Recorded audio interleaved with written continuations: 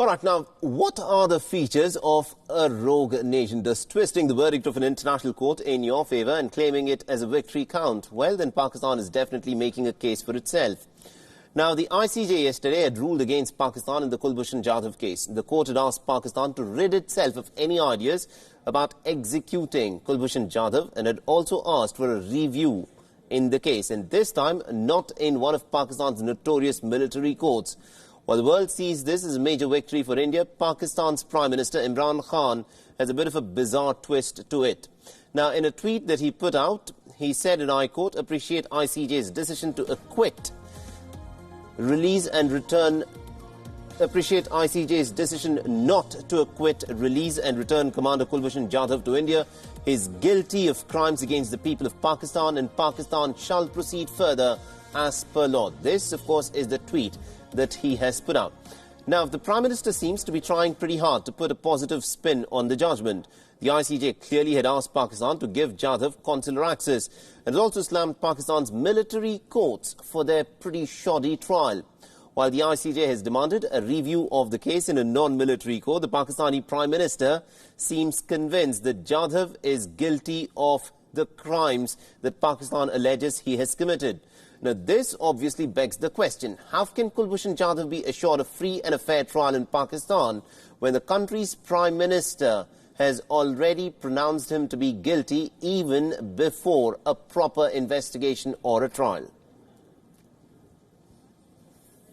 Now, a leopard does not change its spots, is the saying which goes, and the ICJ verdict is very significant. It is not enforceable. Now, the question, of course, is what will India do if Pakistan does not abide by the verdict?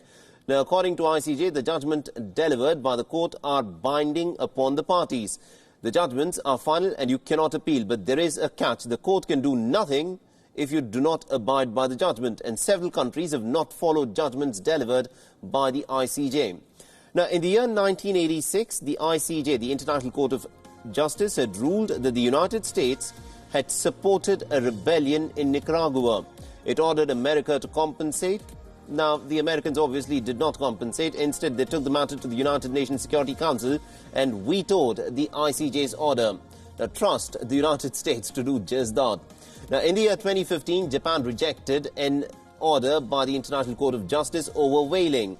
Now, Japan said that the ICJ did not have jurisdiction to decide upon this issue. In the year 2016, matters became worse. China rejected an order on the ownership of the South China Sea. It warned of a military escalation. The last year, the United States rejected another of the ICJ's order. This one was a sanction on Iran. So don't be surprised if Pakistan does the same. If it does, what recourse does India have? Now, what's the procedure if a country rejects a ruling of the International Court of Justice?